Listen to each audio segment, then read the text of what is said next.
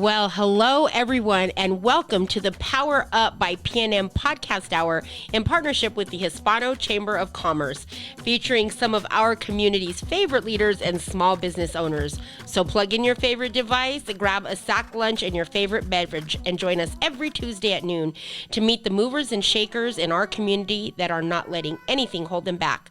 We are here to inspire you to continue to grow and scale your small business venture. Don't forget to call us at 505-842-9003 for all of your PPE supply needs. And for this podcast and any and all other information about the Hispano Chamber of Commerce, visit us at www.ahcnm.org/chamber chat. We'll give you another minute if you are joining us live.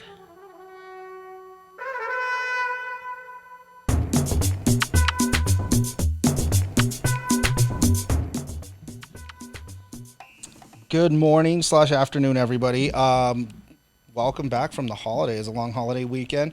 I'm joined here today with Dr. Nico Dayan from, he's the corporate vice president for Tricor Reference Labs, which is a huge name here, so I'm excited to have him here today. But before we get into that, I do want to let you know we have some stuff going on with the chamber. We are busy. We are in event season again. So this week, this Thursday, we do have our Get Crafty. It is at Sheehan Winery, and that's the new tasting room in Old Town. So if you haven't yet, please register for that. It is from 5 to 7:30 on Thursday. And we'll have some speakers there. This one's going green, so there's some interesting speakers that are going to be there, and we're excited about that. We also have our Amigos Breakfast going on Thursday, September 23rd, from 9 to 10:30 at Chick-fil-A on Eubank. We are excited about that one. Thank you, Chick-fil-A. We do have ribbon cuttings coming up this week and next week and throughout the rest of the month. So go to our community calendar of events, ahcnm.org. Under events, there's community calendar. You can see all the stuff that's going on, not just with the chamber, but with what some of our members are doing as well. So something cool to check out. And then we also have our PPE program, like Shannon, like you heard from Shannon. Let us know when you can come pick it up. We would love to schedule you on Fridays between 9 a.m. and 1 p.m. We have a ton of boxes here, but we know with the mask mandates and stuff, it's a little bit harder to find these days. We have it available for you for free, so please give us a call. It's for small businesses. Just bring your card here, and we can get you set up with that. But let's jump into our podcast today. We love doing these. These are awesome, and we love having our board. So, Dr. Dayan, how are you doing today? Hey, thank you for having me. Actually doing very well. I let the crowd clap a little bit. Thank you. I'm doing good. It was a long weekend, but, it's Tuesday. I almost said Monday, but I'm glad to be here and working with all of you at the chamber. Oh, we appreciate that. Yeah, it feels like a Monday. There's a lot of the Monday issues popping up today on a Tuesday. So it's just, it was a great holiday weekend. It was Labor Day. I think it was something that people needed, that quick little break. I feel like we jumped right into it. July, August, and then there's a lot of questions going on out there in the world with what's going on right now. A lot of crazy news going on, and so it was something that people needed this weekend. I think it was a good reset. And what better way to kick it off with a Powered Up by PNM podcast at the Chamber. So you are with Tricor. I know I said it earlier, but if you could state your title and what you do there, we can kind of go from there. Absolutely. Thank you again for having me here. I am the corporate vice president and the chief administrative officer for the company. Tricor, as you do know, and everybody in town pretty much knows, that we are specimen testing. But a lot of times people think that that's all we do is collect blood, urine, samples like that. But we actually have a diagnostic research arm of the company that is worldwide. We actually do work for people as far away as Germany, Australia, and in addition to that, the other thing people don't know is Tricor actually, we own a software company. Oh, wow. It's called the Rhodes Group. And when we use that, the Rhodes Group, what we have is we have a software platform that we use to help other medical facilities or other laboratories take care of their platform, their basic platform needs. So Tricor is much more than just, collecting specimen. It's a very robust organization, largest in New Mexico. So we're really excited about how it's expanding. We have over 52 sites right now, and throughout the state, all the way from north of Espanola all the way down to Las Cruces. So we're pretty well versed in the state. Yeah, definitely. And we know the cars, we know the vehicles, Yeah. but the software, that's awesome. The diagnostic testing, I know we had spoke at that at a certain point a while back, and I was impressed by that. I didn't know about the software though, so that's something really cool.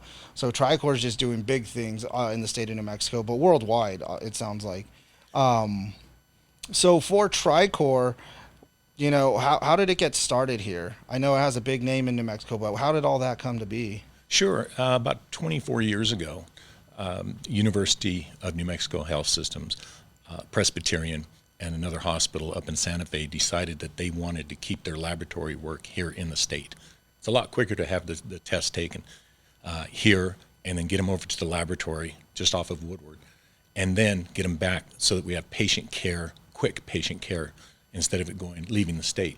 So what they decided to do was to start a in-state laboratory, thus Tri-Core, the three arms of it. Now, right now, the hospital that was in Santa Fe is no longer part of the organization, so it's just Presbyterian and University Hospital. So they're the ones that keep us going. They're our sponsors. A lot of people say, hey, doesn't Presbyterian own you? Doesn't University own you? Well, actually, no, they don't. We're a not-for-profit organization, and we do work for them. So they're kind of what we call our sponsors. Okay, yeah, and we're very familiar with that here at the chamber. Our members do technically own it, but there's a lot of sponsorships and stuff. We know how that goes. But that's an awesome story. So to keep things here, and that's a big conversation today. So that's a good example of what you can do by keeping the work here. Then you can turn into the biggest company in New Mexico that's contributing to our economy. So we appreciate that. That's so right now with all the testing, the diagnostics research that you're doing, and then what are you seeing as far as your industry goes for COVID and what's going on in the world right now? Well, I'm glad you asked that question because I'll tell you, everybody is, they're focusing on COVID, and rightly so. But we do about 1 million tests a month in our organization, and a majority of those are COVID, but then we still have the other type of surgeries that we have to run tests for. We're seeing that right now we have about 1,450 employees. That's quite a bit of people. However, we could probably use about another 100, 110 employees in the organization. And we're hoping now, as the CARES Act is starting to expire, actually expired yesterday, we're going to start seeing more people come forward and want to work in the healthcare field. Which we understand it's not that they just want to stay home, but there was an article in today's journal where they talked about that people want to come back to work, but they still have other issues. They have child care issues, they have adult care issues, pet issues. That's a really big one. So trying to figure out how can they still go to work and take care of those issues, that's what they want to do. So what we're seeing is more employees wanting to come back. We just need to get them integrated in the workforce. Yeah, and that's a great point. That is one thing I hear a lot, especially working in this job. We deal with small businesses all the time. We deal with businesses of all sizes. And then there's the misconceptions that the public has about the state of our employment and stuff. And the number one thing we hear is, oh, people are lazy. I think what is it right now? 7 million people are on unemployment in the nation. You're talking about a nation of 370 million people. So that's a percentage. Yes, I get it. It is a percentage. 7 million people seems like a lot. But if you break that up over every state, the 370 million, it's not the main reason why people aren't working. Absolutely. And as you talk to people, just if you see somebody down the street or you're talking to somebody in the store and you just have a general conversation with them, they'll tell you.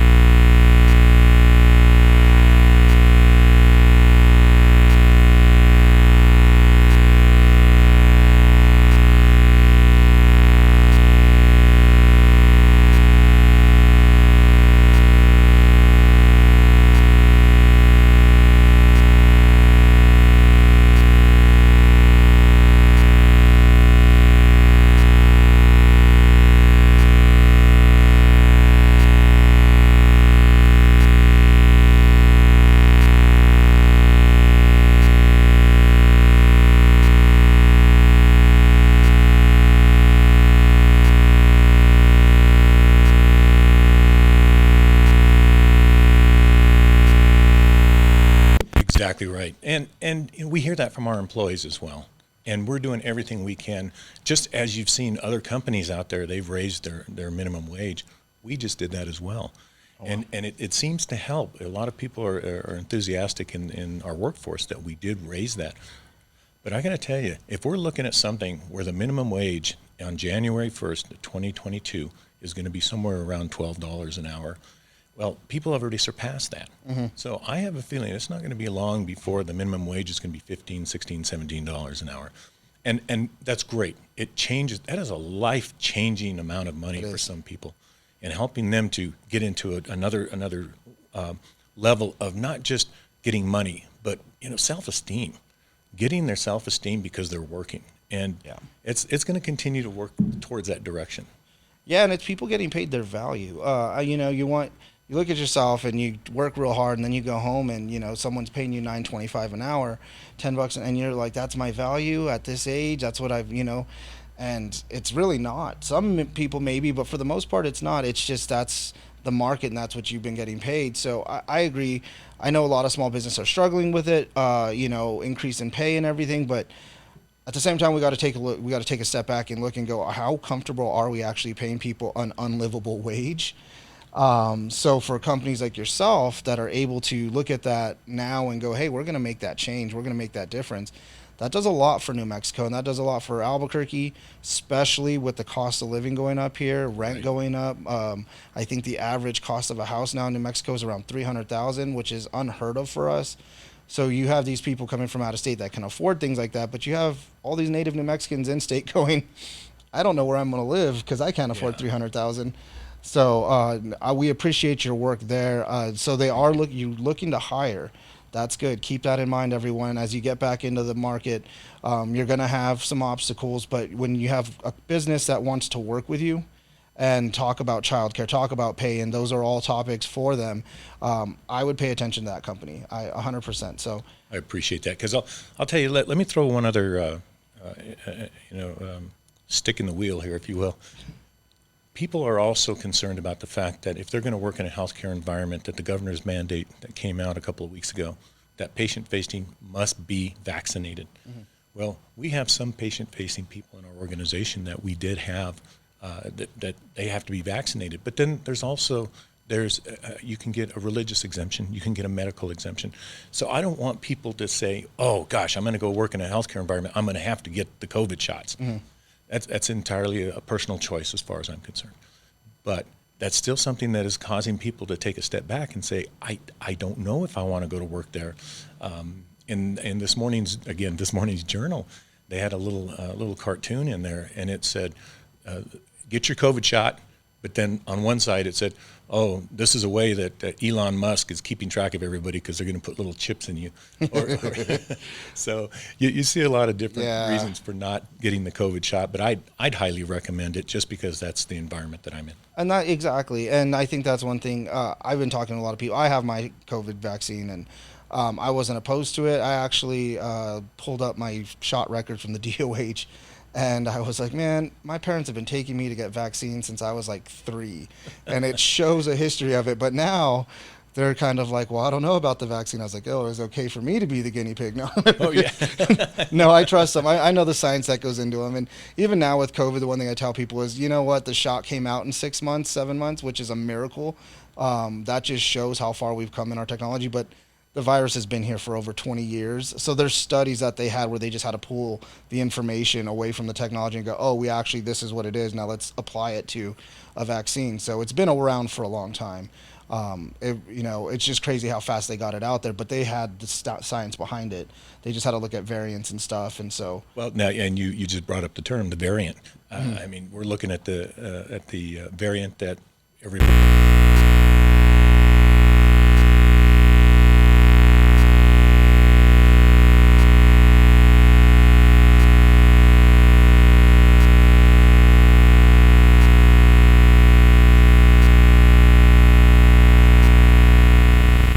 Great. What's going to happen when we get to the Mu variant, go down the Greek alphabet? Yeah. And then we're still concerned about the fact that how does it affect people who have had the shots, but you hear about them still getting COVID? Yeah. And, unfortunately, last weekend, I had a very good friend who lived up in Farmington, and she had the COVID shot, and she was doing fine. And then last week she got sick, and she passed away. Oh, wow. So, I mean, her family's calling me to say, well, how could this happen? Well, it just depends on your body. It depends on, do you have pre-existing conditions? Mm-hmm. So I know we're probably going down a little rabbit hole here, but I think it's very important that people out there hear the fact that the vaccine is probably your best defense against it. Yeah. No, and I agree 100% with what you're saying. And it's something that needs to be talked about. I think a lot of times organizations, businesses, they kind of stray away from it. I feel like our community, our membership, what we do for the community, they want answers from us, and they want answers from our board and from companies like yourself. So these are great points. And, these are just things that we're dealing with on a daily basis. Our job at the Chamber is to promote economic development through, supporting small businesses, our business community, education. And the only way we can do that is actually address the issue and say, hey, this is what's going on. Now, as a community, how do we work together to make sure that we're prosperous again? Because that's our whole goal. And so, talking about childcare, talking about the vaccine isn't 100%. We know that, but it's going to help. And it's going to, it's like you said, the best line of defense. And as the variants come, hopefully we see things, we're going to see variants. I think this is just something we're going to have to live with going forward. So we might as well have these conversations now on how we can move with it. So we can be open this holiday season. The last thing I need is New Mexico not to have a holiday season again. Yeah. That's where we shine. That's our bread and butter. We miss it. I'm loving the fact that Balloon Fiesta is coming back, all these things. And hopefully employment is getting better here. But we've always struggled with employment before COVID. So that's something we need to address on a larger scale, not just, the COVID did this. No. People have had a problem working here for decades already. Well, you're right, and not to be a downer here, but I think there's one other thing I want people out there to understand and to hear is that last year, everybody was sequestered at home. They wore masks. They didn't do anything. What was the one thing that you didn't hear a whole lot about? Was the flu. Yep. Influenza. You didn't hear about that. Well, unfortunately, this year, it's probably going to make a comeback. And it's going to be hard to determine the difference in some cases, not all cases, in some cases, the difference between, do I have the flu? Do I have the COVID? We're talking about respiratory illnesses here. So I encourage people to continue to wear their masks outside, but just remember, we're coming up on that. Yeah. I can't believe it's September already and getting into the fall season. And before long, like you said, the holidays, we cannot not have holidays of some form or fashion. And I throw that out there to the deity of your choice. But whatever you feel you need to do, that is the time when families get together. And I sure hate to see that not happen this year. Yeah, we need it to happen. We have all these great festivals coming up. This is New Mexico's time. And a lot of people coming in, a lot of people excited about it. So I think one thing that we do have for the community out there is we have a ton of resources. We have Tricor. We have businesses that have smaller testing if someone needs to go real quick, and get tested. We have people that have vaccine capabilities to throw a clinic in front of your business if you need them to. Reach out. I kind of feel like during this time, the medical field has gotten a bad rap. I don't know why, but for years, trust your doctor, trust them. And we did. Our parents did. Everybody did. It was, I'm going to go to the doctor for this. And now all of a sudden, because of this, because people's political views are getting in the way, we're not going to pay attention as much to these doctors. The people have been studying their whole life for this, which is crazy to me because we have scientists out there that are doing remarkable things. We're seeing more innovation right now in science than we ever have, and we're ignoring it because of a political view. And I just think use your resources, do what New Mexicans have always done. Trust your brother, trust your neighbor, trust those companies that have been here making a difference like yours. So I think we're going to see a lot of interesting things. I hope to. I love that you guys are hiring right now. That's 100. You said 100, 150 you could use. Probably. There's some people out there that are looking for that, and I do know benefits expired and stuff. But I think that's a small fraction of why people aren't actually working. I think a lot of them realized, like you said earlier, the $9, that's not their value. They're looking more $12, $15, something like that, just to make up for health care. So there's going to be a lot of changes, a lot of things going on. But so Tricor, one thing I do want to touch on is the software. You said Rhodes is the name of it? Yeah. And what does that do? Well, what they do is they're basically helping the companies with their billing processes, with their information data flowing back and forth between, the doctors and files and records. So it's a unique software company, and that's exactly why we bought them. They came out of on the East Coast. Wow. And so we bought them and we brought them here to New Mexico. And now they're up. They started with about, I don't think when we bought them, they had about 8 employees. And now we're at about 141. Wow. So it's quite large, and we've also moved. We've got a billing process. We've got an office accounting system through there. So there's a lot that goes forward with the roads group. So when I say we have a lot of positions open, it's not just people that are going to be phlebotomists, just not people looking at medical lab technicians or anything like that. We also have people that work in the business office. We have people that are doing administrative functioning as well. No, and that's a great point. I always see jobs, medical field hiring, and I kind of ignored them in the past because I'm like, I specialize in business, I do sales, I do development, I do marketing, things like that, and I'm coming to find out there's a need for everybody, and every company's looking for that. So the software's cool, and I know billing, things like that aren't fun in the medical field. I worked in technology, and it's funny because you look at the science in a hospital, and you're like, wow, they are saving lives here on the daily. They're doing all these crazy things, but they're using fax, and so just getting them up to date, that's been a huge push for a while from the government to the medical community on how can we make this secure. Unfortunately, fax was the most secure way to do it up until recently. So you guys address those type of issues? Yeah, we do, and together with that in the roads group, we also have something that's known as diagnostic optimization, which basically means we're taking information that other companies have, and we're looking at it, we're breaking it down, and we're determining what is happening to that patient. Let me give you our biggest one right now is neonatal. It's there's people out there in New Mexico right now that we do have a low birth weight rate for children here in New Mexico, and people say, "Oh, well, it must be because they're in New Mexico."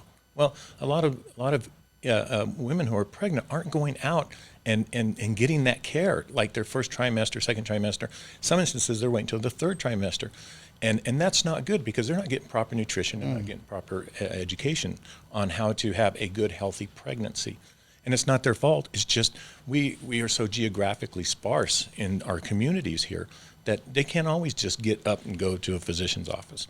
Yeah, so that's another part of that, and that's big part of our health care here. That's amazing. Yeah, and I look back now, I'm just thinking, I'm like, that makes plenty of sense. I hear it all the time. I mean, the kids come out healthy eventually, but it's always a tough few months for a lot of women here. A lot of them are younger. We've had that problem. We have our social issues here, and we're working through those. But now that there's resources coming in, I think it's going to help address a lot of those. So that's awesome to know that that's going on. I think we're going to take a break real quick, and then we're going to get into you on a personal level. Oh, no. Are you ready for it? Okay. New Mexico has long been a land of potential. We could be this, we might do that, someday. For renewable, affordable energy, someday is today. The PNM parent company is merging with Avangrid, a national leader in clean energy. We'll continue to invest in technology and energy infrastructure benefiting the state. We'll make 100% carbon-free energy by 2040 possible, while keeping bills affordable. New Mexico is more than a land of dreamers.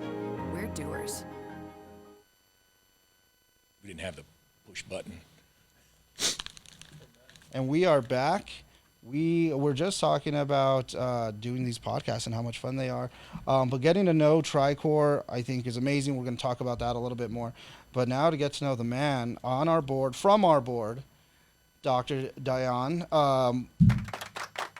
So being in Tricor, growing up here, because Tricor grew up here basically, right? It was developed here. You were also from here, correct? Correct. Actually, I'm from Milan, over by Grants, and it's somewhere exactly where that's at. Somewhere between Grants and San Rafael. So that's where my family came from. My mom, her family is the part of the Blea Chavez family that settled Grants. Oh wow! Many years ago, and so all my family's all from there. And it's really great to be able to be back here in New Mexico. I've only been back in New Mexico for about 9.5 years now. But before that, I was in Nebraska, and that's where I went to school at New Mexico State, and then from there I went into the military. I went in the Air Force, And then when I was in the Air Force, I applied for medical school programs. And so they sent me to Nebraska, and I got into a PhD scientific programs in gerontology and human sciences. So, but like I said, originally from the Grants Milan area, and it's great to be here. So you're a graduate of Grants High? Yes. All right. Grants Pirates. Oh, you look at me funny like that. No.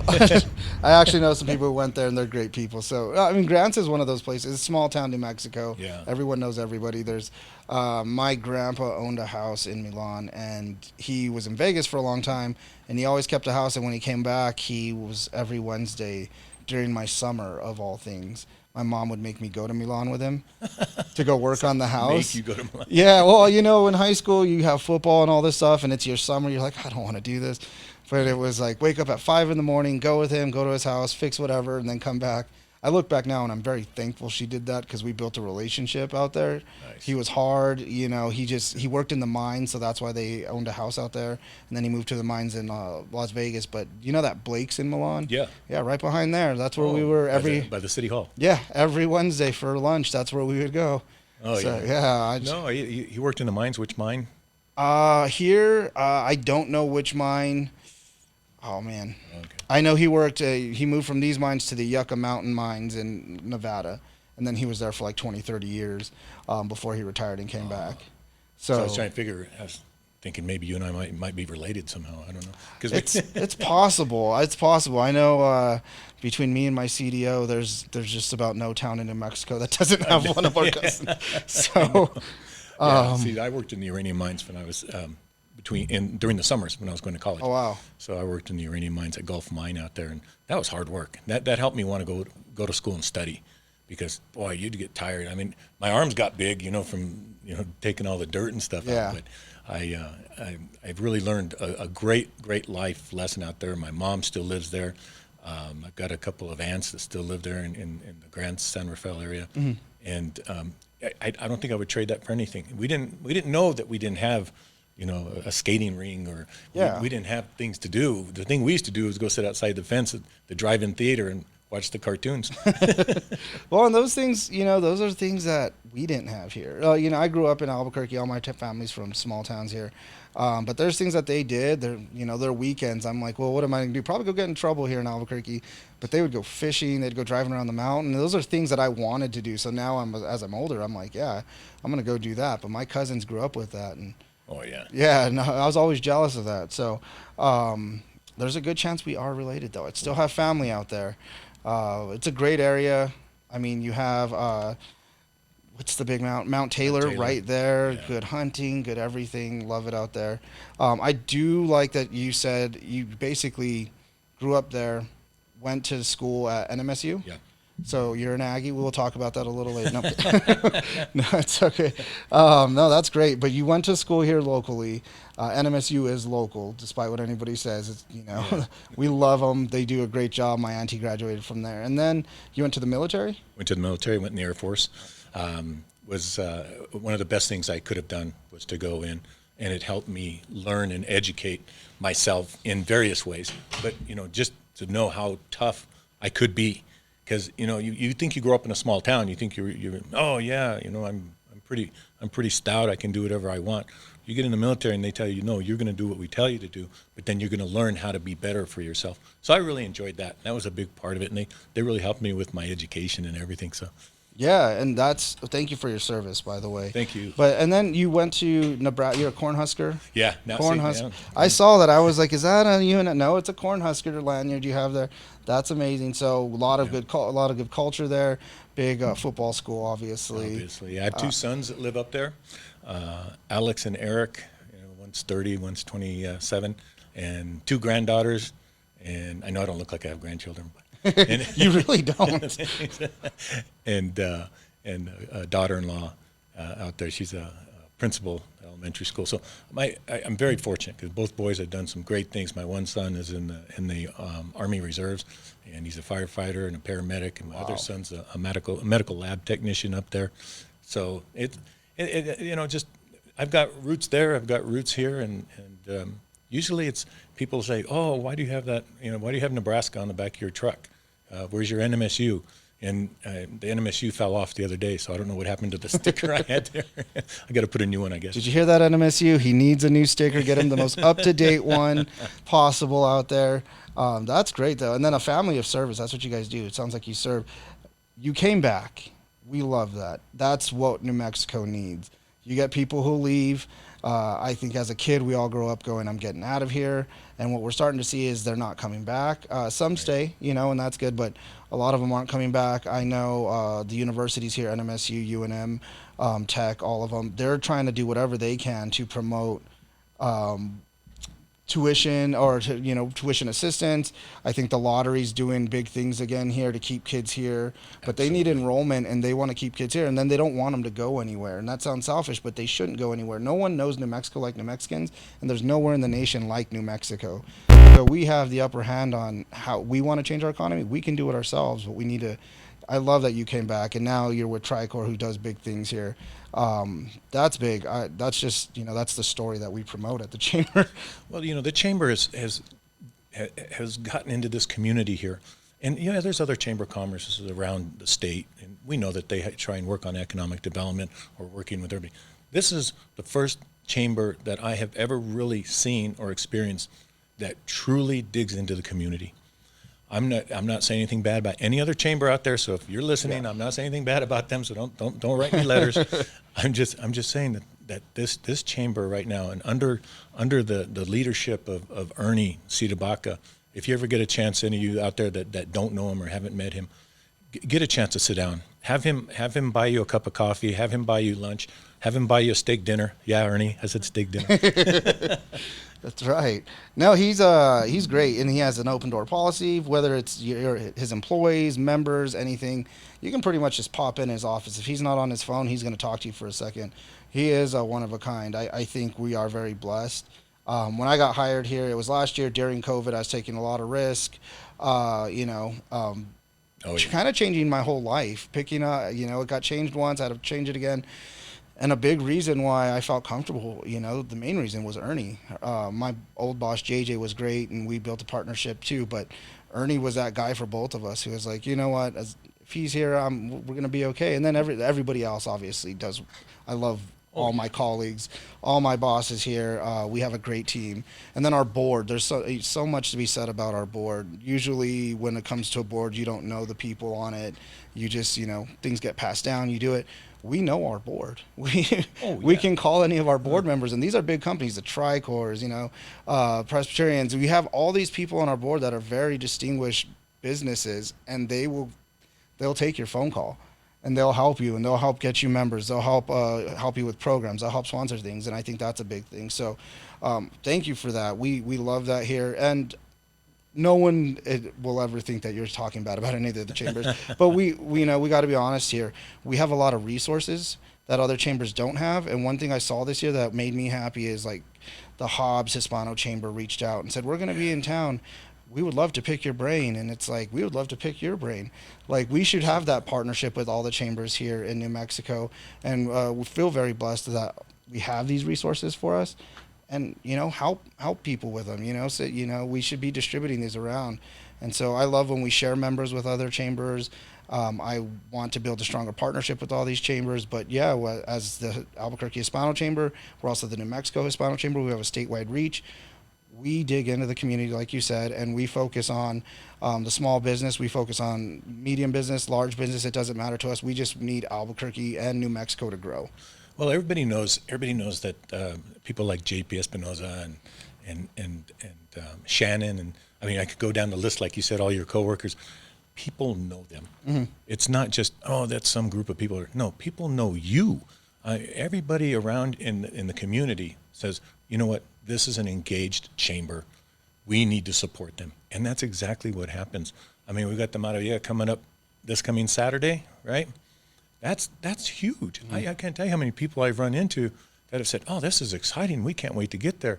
We're looking forward to this." And then I heard you say something about possibly another golf tournament coming up. Yeah, the talks are there. Now, that's something we're shooting for in a couple months. We've done one. Doing 2 sounds like a lot, It is. but the causes are there. And that's the thing, is that as long as there's a cause there for it, we'll come up with a program, we'll come up with an initiative, an event. We will do what we can. If the cause is there, we're going to do something to make sure that we do our part to help out with that cause. And that's kind of how our chamber has always operated. We run thin at times. We do have a very good staff, but Albuquerque and New Mexico always has a need. And so as long as that need's there, we'll be there. And so, yeah, I'm excited. And we're just talking about festival season coming up. We have some big things coming up that you're going to be a part of. Hispanic Heritage Awards. I am so pumped for that in October. That's going to be wonderful. You know, and Tracy and I talk about wanting to be at all of these. And that's exactly what we will do, because it is so much, it's not just being part of the chamber, you feel obligated, you have to go. It's because you want to go. Yeah. I mean, we have so many great friends that we have made in this organization, and then it filters out throughout the whole community. So people see, I have on behind my desk, whenever I'm working, I got my meetings, my Zoomcast, my Teams, and behind me is my little sign that I got that says, proud member of the Hispano Chamber of Commerce. And I have people asking me about that. Thank you. Thank you. I love the crowd here today. It's amazing. But yeah, I mean, and people ask about, that's the one thing I've learned in this job is when I get out there, they're like, well, what's next? What's the next thing going on? I'm like, well, let me go down the list here. We're going to have our events that we do every month, our Biz Gratis, our Get Crafties, our Amigos Breakfast. We have all those. Those are all our membership events, and that's meant to, so people can network on a smaller scale and stuff if they can't attend the big events. We want them still to get out there and give cards, shake hands, let them know, hey, this is what I have to offer, what do you have to offer, and promote that economic development through that. But then we get to the fun, the big events, Legacy Day, which is for our members and for our legacy members, the people who built this organization through their hard work and dedication, honoring them. We have that coming up at the end of the month. We have Hispanic Heritage Awards, with not just because we're the Hispano Chamber, but because it's Hispanic Heritage Month, and it's the last day of the month we're doing the awards. So it's a good cap off for New Mexico, which is Hispanic, 49% Hispanic at this point. Oh yeah. So It's got to be something like that, or even if you get into the literature for the state of New Mexico. I brought. There's a book that I started reading, and it's called Chuchista, the New Mexico Land Grant Movement, 1956 to 1968, and it's by Dr. Federico Antonio Rider. And if any of you get a chance, he's a local guy. He's a local artist, a writer. And he talks about how the land grant in New Mexico, in some environments, Nuevo Mexicanos, it was taken from them, thus starting the true Chicano movement within the state of New Mexico. So I don't want to sit here and put a shameless plug out there for him, because he's a very intelligent guy, very nice guy. But if you guys get a chance, pick up that book. It's a short read, but you want to learn about the history, like you're talking about, of New Mexico. You want to see about where a lot of the people and the family came from. Read that book. It's beautiful. And that brings up a great point. We have so much history here. That's why we're unlike most states. We just have, and we're still living that history, I think. We have the past that we've always seen, but the past is still our current, present, and our future. We don't get rid of that, and I love that. So there's the latest census came out, and I was looking at those numbers and stuff about what happened in Mexico. New Mexico saw growth, but they saw the percent of Hispanics here in the state grow, which was awesome. And then they saw, the growth shows that people were growing as a whole.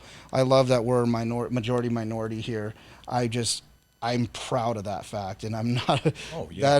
That's big. A lot of other states, a lot of other people are like, oh, and it's like, I'm proud of that fact. I have friends of all nationalities, all races, and in my opinion, we're all New Mexican. And New Mexico is its own race, culture, what you want to call it. Even if you've moved here for a year, we'll talk to you. And if you're speaking the language, it's like, all right, you're New Mexican now. You can come on board. Yeah. Well, it's funny you say that, because this book talks about how it was the Spanish accent and how it was intermingled into the English language, that it was hard for people to use their vernacular, if I can. And then people started understanding that, yes, it does sound a little different from here. My sister lives down in Las Cruces, and when she comes up here, I can hear it in her voice. She's talking just a little bit more, a little bit more Hispanic gusto, and it's really good. And and it's funny because I get together with, and I'm going to name 3 people here real quick, with Michelle Hernandez, and Michelle, Steve Garcia, and Freddie Bermudez, and when the 4 of us get together, and you would think we grew up, together, and we've always been, the close people, like we're primos and primas, and everybody knows us. But so I really think that we've got a lot going on here at the Chamber, and we just need to make sure that we continue with the momentum of where we're going. We do. And so you're on the board. We've always been a member. We're based off our members. We're based off membership. That's been the backbone for us. So if you're talking to anybody out there who's on the fence on being a member, whether it's a $400 membership for 2 people or all the way up to the big, what would you tell them on what's the advantage that they get from being part of our chamber? How can we get more people involved? Because for me, the membership, the dollars are one thing. We need that to survive. We're a nonprofit. That's how we always have. But the other is, I want to grow our community, so there's always a resource there. Everything's a phone call away. That's kind of how it's been, but we need that to grow. As we grow as a city, as more people come in, we need that to grow as well. Well, I will give it to you in an analogy. As I look at both of you here in the room with me, do you remember when you were little and it was Christmas Eve, and you'd sit there and you'd look at the tree, or you'd look at some presents, and you got so excited inside and you couldn't wait, but you knew that something good was going to happen? That's what you feel here at this chamber. You've got that emotional, compassionate romance, if you will. And it is a romance with this organization, and you feel it, and you want it to be there for a long time. So you nurture it, and you become involved in the chamber. You become involved in the community. And the more you do, the more that Christmas Eve feeling is in there, and you're all in love with it again. Man, you just said so much that set us up for so much. I'm ready for the holidays now. I'm ready to go hug Paco and my fam. Man, that's amazing. Bring on the season, right? Like that. Yeah. And as a member, this is the best time to come on with our events coming. We got Calavera, we got Hispanic Heritage, Legacy Day. We have our networking events. We have, the golf tournament that we were just talking about going again, another one. And then all leading up to our gala, our big gala. Speaking of romance with the chamber, gala is on February 12th, romantic weekend. And it really does. It's a culmination, and it sums up the romance of people with the chamber. That's all we hear about all year long. When's your gala? When's your gala? When's your gala? This is going to be bigger, better than we've ever done, when we've ever seen, because we have more backing. We have more people that want to get involved. We have a bigger mission with going towards the space community now, that being new. So we have people that have never even been to New Mexico that'll probably be in town for this gala, because now it represents something bigger. It's bigger than New Mexico. Yeah, it is bigger in New Mexico. And I remember the one a few years ago, there were people here that were from other states that knew somebody who knew somebody, that they had to get tickets because they had to come to this. It's almost like the balloon fiesta. People come in from out of state because they love the romance of the balloons. People come to the gala. People come to everything we put on because they love the romance of the chamber.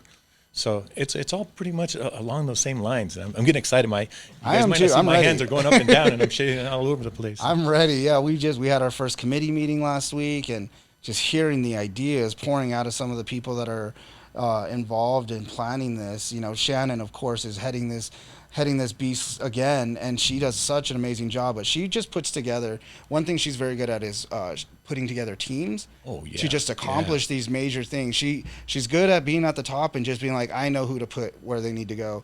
And when that happens and the team that she creates gets created, I couldn't see anything wrong. I was like, man, what do I got to do? Like, how do what I need to start now? And we're months away, and we're planning this far ahead. That's how big it has to be, because we didn't have one last year. Oh, I know, and people missed it. Yeah, they missed it. And when you say Shannon, I want to laugh because I sometimes I try and follow Shannon around doing something. I can't keep up with her. Oh yeah, so I don't know. I stopped trying. I just text her and I'm like, so out of all that, what's my part? and she lets me know. But we're excited about it. big things going on with the chamber. It's a great time to join. Right now, we have so many things we can do to help your business. We have so many resources. We have Avansad coming up, which is a huge program that we're known for to help businesses scale. That's free to our members. These programs are free to our members because of businesses like yourself, organizations like the USHCC, MBDA, all these partners that we have putting together funds for us, for our members to say, you know what, let's do this. Let's not let them worry about it. As long as they're members, you guys offer it to them. And that's just amazing to us. So it's a great time to join, and we appreciate you backing us 100% and being on our board, because that's what we need. That's what the chamber needs. That's what Albuquerque needs. That's what New Mexico needs. Is there any initiatives you guys have going on at Tricor that you want people to know about right now? Well, our biggest initiative, of course, right now is just making sure that we are what we call defenders of health. And that's a daily initiative. Every day, we want to make sure that we help the people who get tested from COVID, that they get their results right away. Mm-hmm. So I don't want to say there's any one specific initiative. There's anything that we should focus on, but we should focus on the health of our community, and that's exactly what we're doing. No, that's great. And I think doing that, and then one thing you guys are leading the charge on too is like you said, COVID's top of mind for everybody, but there's life after COVID. There's going to be life after COVID. Mm-hmm. And so we're in that transition stage of how can we accomplish what we need to now to make sure that people are comfortable or that they have the answers and the resources, plus we move on together, because this is something we're going to have to live with. And so we're going to have to continue on next year. You know what? There's a good chance we'll be doing this in 6 months, talking about COVID still. But it'll be more normal. I don't ever, I hate to say something's normal, but the flu's normal at this point. All these things that we've had to deal with in the past are normal. And so this is just be another one.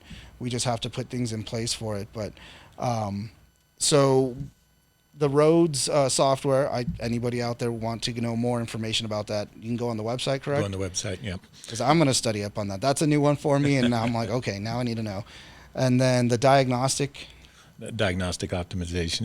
It's we call it DX, and it's just a way of just giving back more to the community.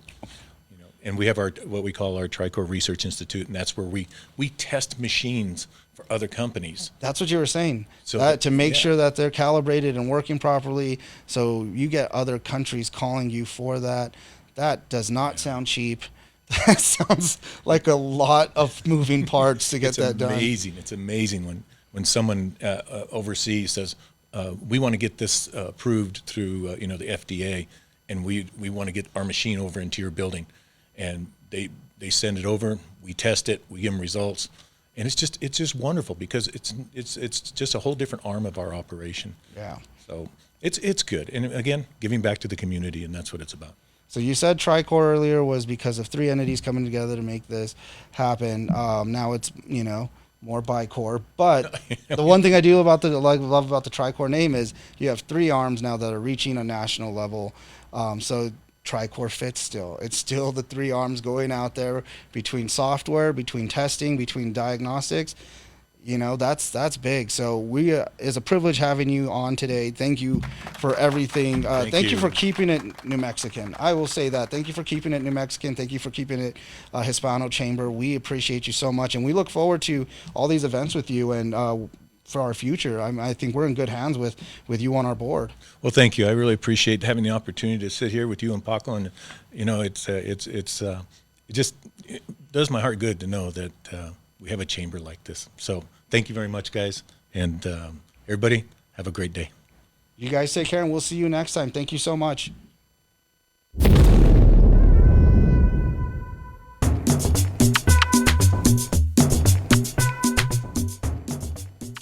Thank you, everyone, for joining us today for the Power Up by PNM podcast hour in partnership with the Hispano Chamber of Commerce. And again, a big shout out to our sponsor, the folks at PNM, who help keep your businesses energy efficient.